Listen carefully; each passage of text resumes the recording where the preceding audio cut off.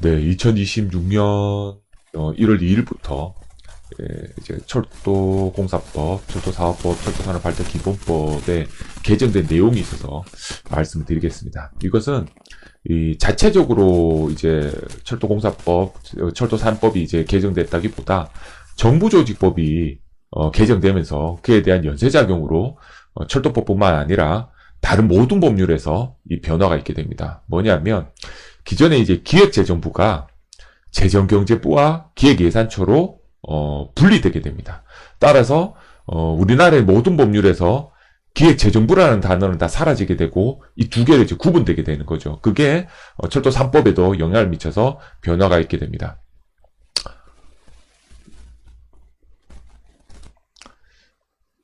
네, 말씀드렸다시피 기획재정부는 재정경제부와 기획예산처로 분리되게 됩니다. 그래서 기획재정부의 어떤 예산 편성, 재정기획, 그러니까 우리가 돈 쓰는 거는 기획예산처가 하는 거죠. 그래서 뭐 어떤 이제 각 부서별로 각 이제 부별로 이제 이 국가 이제 세금을 가지고 수익 뭐 어떤 사업을 하잖아요. 그때 다 그걸 기획예산처에서 구분해서 돈을 나눠주게 됩니다. 그리고 전체적인 경제정책 등 거시적인 거는 재정경제부에서 담당을 하게 됩니다. 그리고 산업통상자원부가 산업통상부로 변경되게 됩니다. 명칭이. 뭐 이런 문제는 시험에 설마 이렇게 지엽적인 거 나오지는 않을 거라고 생각하지만 그래도 용어가 산업통상자원부가 산업통상부로 변경됐다는 걸 이해는 하셔야 될 것 같아서 법에는 명확하게는 산업통상부로 정확하게 되어 있다는 걸 아셔야 될 것 같습니다. 그리고 과학기술정보통신부가 부총리로 승격하게 됩니다. 원래 우리나라의 부총리는 국무총리 밑에 기재부 장관이 부총리고 교육부 장관이 부총리였어요.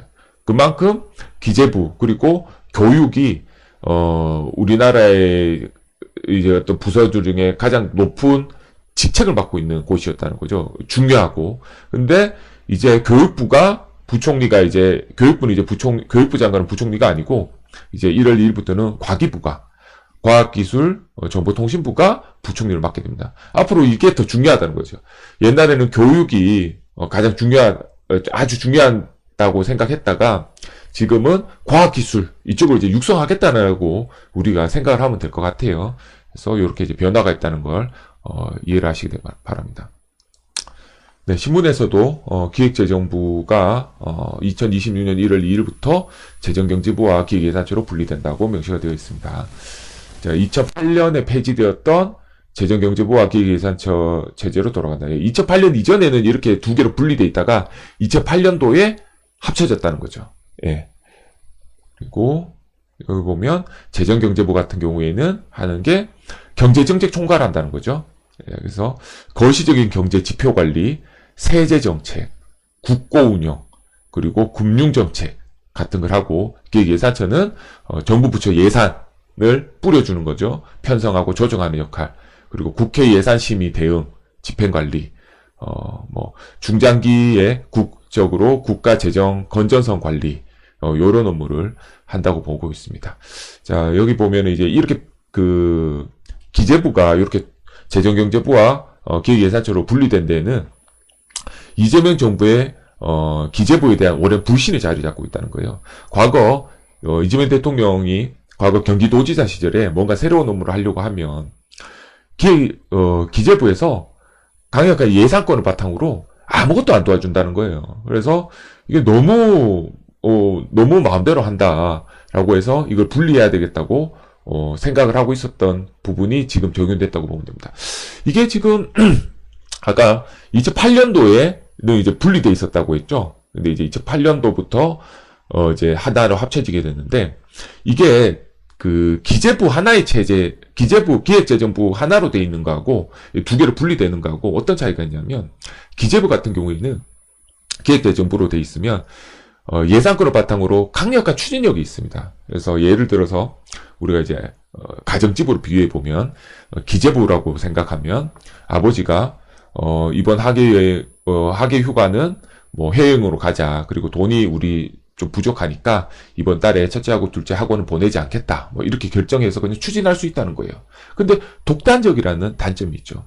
만약에 이거 분리해 놓으면 아버지가 뭐 이번에 해외여행 가는데 첫째, 둘째 학원을 보내지 않겠다고 하면 엄마가 기획예산처가 되는 거죠. 엄마가 안 된다. 돈은 그렇게 집행 못 한다. 돈은 내가 쓰는 거니까. 이렇게 이제 반대를 할 수 있다는 거예요. 그러면은, 이제 합리적인 조정이 가능할 수 있다라는 것도 있지만, 어떤 추진력이 약화된다는 게 있습니다. 이게 지금 2008년도에 합쳐졌던 배경을 보면 2008년도에 우리나라에 뭐가 있었죠? 서브프라임 모기지 사태가 있었죠. 그래서 국가 경제가 상당히 위태로운 상황이었죠. 이런 위태로운 상황에서는 이거 분리해갖고 하는 것보다 강력한 어떤 조직을 통해서 뭔가 이제 막 치고 나가야 된다는 거예요. 가정적으로 생각하면 아빠가 실직을 했다고 보면 됩니다. 갑자기. 그래서 야 이번에 지금 이번 달부터 실직했으니까 아빠가 1년 동안에 새로 내가 취업 준비해갖고 1년 안에 다시 내가 돈을 벌게 취업을 해서 그러려고 하면 예산하고 이런 거는 좀 불합리하지만 내가 하는 대로 따라와줘. 해서 돈 쓰는 것도 절약하고 막 이렇게 한다는 거죠. 그거를 엄마 아빠한테 나눠놓으면은 이게 어떤 위기 상황에서는 그걸 이제 돌파하기가 쉽지가 않으니까 그런 이제 장단점이 있습니다. 그래서 이렇게 분리됐다가 합해졌다 하는 거는 항상 상황마다 바뀔 수가 있는 부분입니다. 따라서 이제 철도 3법, 그러니까 한국철도공사법, 철도사업법, 철도산업발전기본법에서는 이제 기획재정부라는 단어가 시험 문제에 나오면 틀린 답이라는 거죠. 이제 없어졌으니까 재정경제부 또는 기획예산처, 요런 장관, 요런 이제 단어가 정답이고 기재부는 이제 없어졌다라는 걸 인식을 하셔야 될 것 같습니다.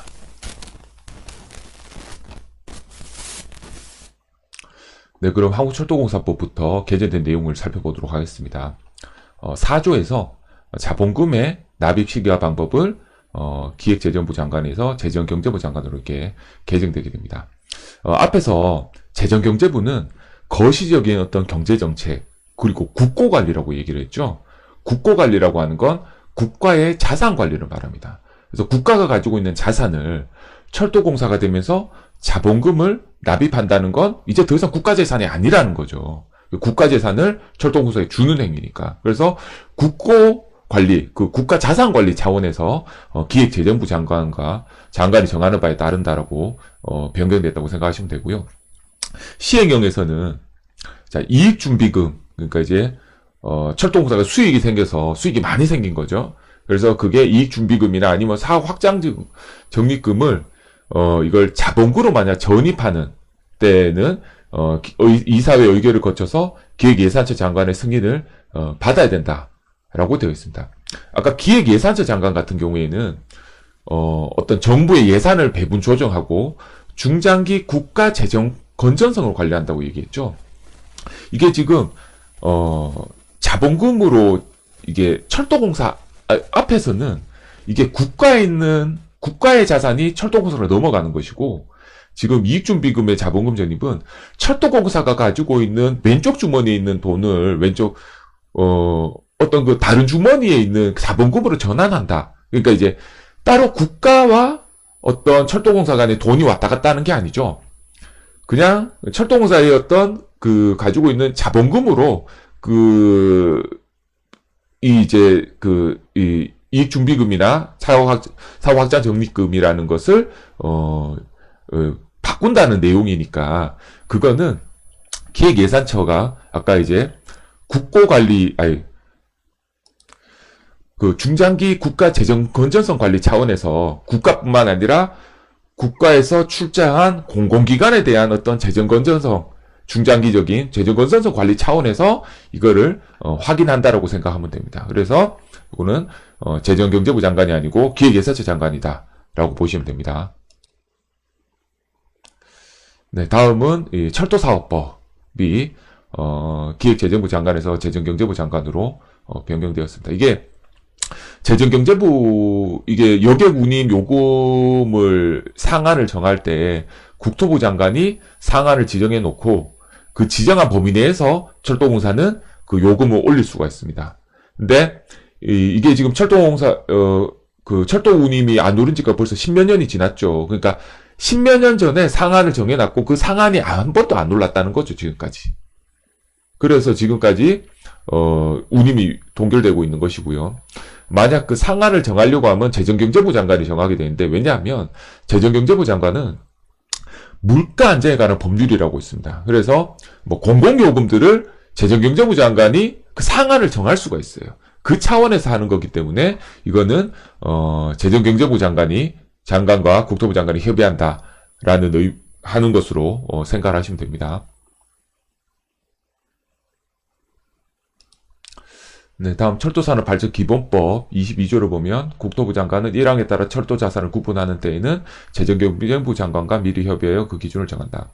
자, 1항에서는 이게 운영자산과 시설자산과 기타 자산으로 구분한다고 되어 있죠. 22조에 보면 운영자산으로 된다는 건 철도공사 자산으로 출자한다는 걸 보게 되는 거죠.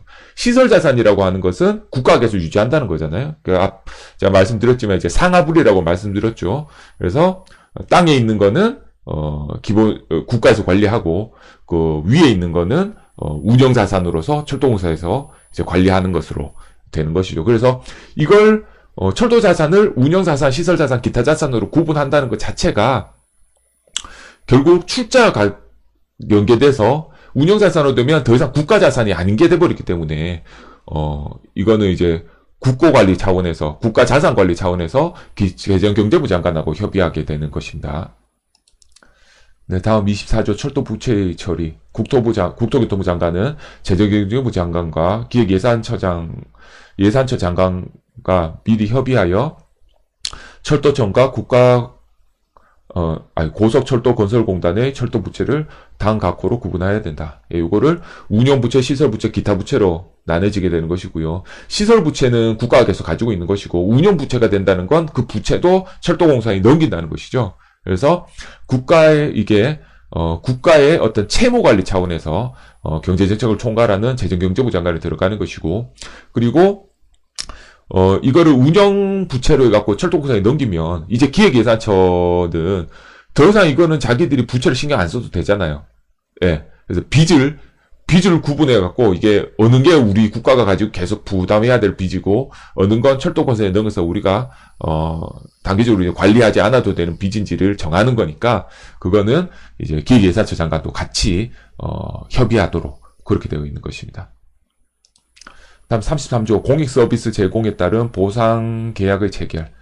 원인 제공자는 철도 운영자와 보상계약을 체결하기 전에 계약 내용에 관해서 국토교통부 장관, 재정경제부 장관, 기획예산처 장관 미리 협의해야 된다. 국토부 장관이야 철도정책 주무부처 장관이니까 당연히 포함되는 것이고요. 재정경제부 장관 같은 경우에는 공익서비스를 제공함으로 인해서, 그러니까 공익서비스라고 하면 뭐 임산부에 대한 할인, 또는 벽지 노선, 철도 벽지 노선 같은 경우에는 뭐 열차가 다니면은 다닐 때마다 손해죠. 손님 타는 사람이 거의 없다 보니까 그로 인한 이제 손실이 발생되지만, 그거는 이제 국가 공익 서비스 차원에서 우리가 제공을 하잖아요. 그러면 국가에서 또는 그 원인을 제공했던 사람이 그 보상을 해줘야 됩니다. 그래서 그 보상할 때 이것도 이제 경제정책 중에 하나라는 거죠. 공익서비스로 제공으로 해서 발생된 손실에 대해서 보상하는 경제정책에 대해서 경제정책을 총괄하는 재정경제부 장관과 협의가 해야 되고요. 또 기획예산처 장관 같은 경우에는 공익서비스를 만약 제공함으로 해서 그 손실이 발생되면 그걸 매년 예산을 짜서 돈을 지급을 해야 되잖아요. 그러니까 그것도 어느 정도 되는지 규모를 파악해야 되니까 기획예산처 장관도 같이 협의를 해야 되는 거죠. 그렇게 해서 이렇게 변경이 되었다는 거 참고해 주시고요. 그리고 철도산업발전기본법 시행령 변경되었는데요. 이거는 이제 기재부에서 이제 재정경제부하고 기획예산처 장관으로 불리게 되죠. 그래서 그리고 과학기술정보통신부 차관이 과학기술정보통신부가 아까 말씀드렸죠. 경제부총리가 재정경제부 장관하고 과학기술정보통신부 장관이 부총리가 됐다고. 그래서 격상됨으로 인해서 순서가 한 칸 올라오게 됩니다. 기존의 교육부가 부총리였는데 재정경제부하고 교육부 장관 한 칸 내려가게 되고, 이렇게 변화가 있고요. 산업통상자원부에서 산업통상부로 바뀌었다는 거 이해를 해주시고요. 네, 그래서 교재에서 보면 예, 이렇게 철도산업위원회에 옛날에 기재부에서 재정경제부와 기획예산처로 이제 구분되게 되다 보니까 사람이 9명에서 1명 늘게 됩니다. 그래서 철도산업위원회에는 구성은 당연적으로 들어가야 되는 게 9명에서 위원장을 포함해서 25명이라고 했죠. 거기에 10명으로 한 사람 늘고 그 장관하고 차관 9명에 공정거래위원장 1명 해서 11명에다가 국가철도공단 이사장, 철도공사 사장 1명 플러스해서 총 당연직이 13명으로, 기존에 12명에서 13명으로 늘게 됩니다. 그래서 시험 문제 나올 수 있으니까 체크를 해주시기 바랍니다.